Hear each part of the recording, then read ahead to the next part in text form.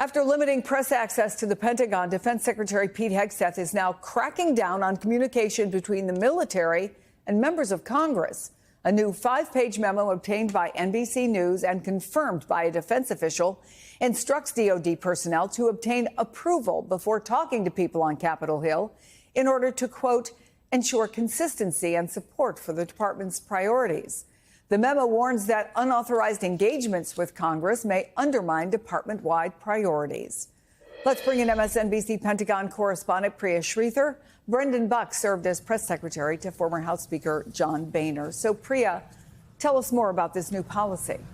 Yeah, that's right, Chris. Well, this policy applies to any Department of Defense personnel, and it essentially says that you are no longer allowed to communicate with anybody on Capitol Hill unless you have that communication go through the Office of Legislative Affairs. And that includes anything from meeting congressional reporting requirements to requests for information to even technical assistance. And this is a dramatic departure from the way things have worked in the past, where typically every single service branch, whether that was the Navy, the Army, or the Air Force, actually had their own Office of Legislative Affairs that could speak directly to members of the Armed Services Committee or anyone, frankly, that they wanted to on Capitol Hill to make recommendations or lobby for priorities that were specific to their services. Now, Breaking Defense was the first publication to obtain this memo and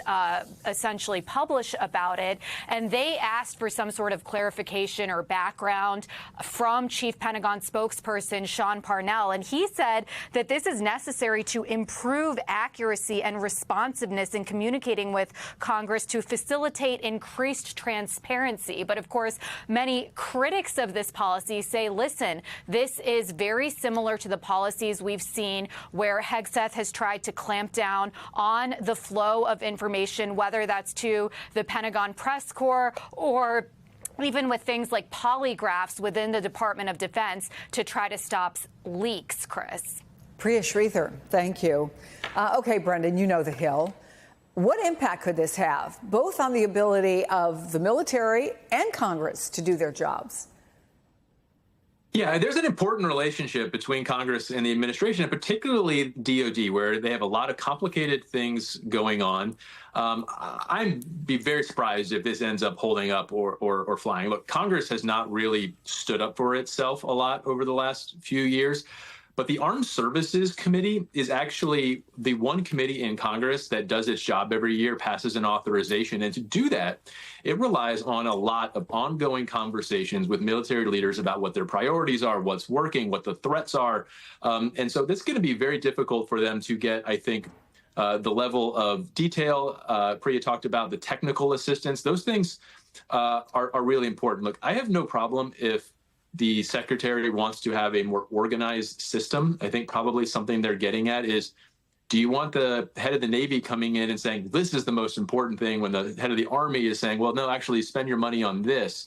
You probably do want to have some sort of organized system for that. But I just wonder if they're biting off a lot more than they can chew here, and they're going to get a lot of blowback. Well, yeah, and that's my key question, though. Do you think Speaker Johnson and Senate Majority Leader Thune will see this as a line that they can't allow the White House to cross?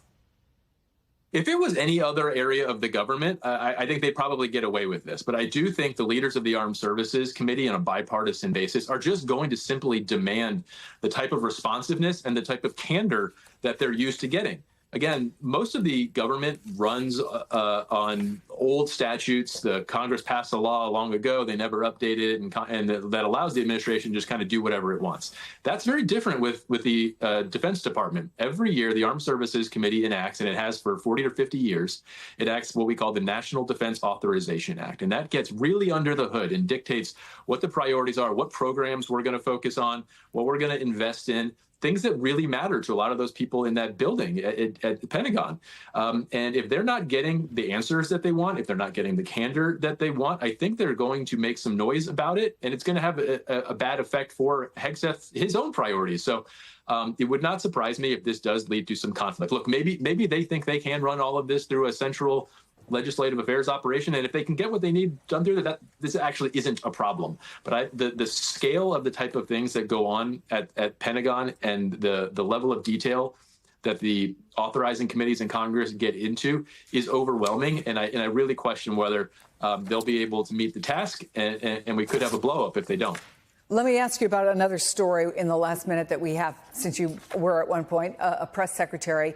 This is the exchange between White House Press Secretary Caroline Leavitt and a correspondent from Huffington Post, which has gone viral after Leavitt actually posted a screenshot of their text messages. The reporter questioned Leavitt about a location for a possible Trump-Putin summit, and she asked, who suggested Budapest? Leavitt replies, your mom did. The reporter asks, is this funny to you? Leavitt writes, it's funny to me that you actually consider yourself a journalist. You are a far-left hack who nobody takes seriously. And she finishes by writing, stop texting me your disingenuous, biased, and BS questions.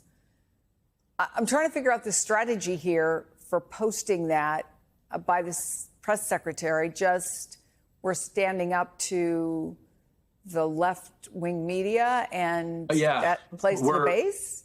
I guess we're owning the libs, or we're owning the media. I mean, I think there's nothing more to it than that. I mean, there's a degree here this administration does not take very seriously the role of the press, and even left-leaning press. Like, I'm sorry, that's a reality. I dealt with left-leaning press all the time, and it doesn't mean that you get to just blow them off or play silly games.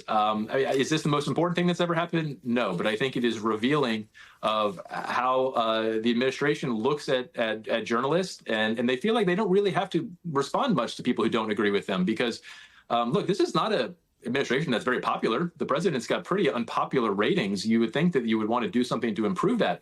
But where he still remains popular is on those outlets that are very loyal to the president. And that seems to be all they really care about. As long as Donald Trump is doing well with conservative media, they can blow off anybody else and not really care too much about that sort of bedrock principle of accountability journalism that is so core to democracy. Brendan Buck, it's always good to see you. Thank you.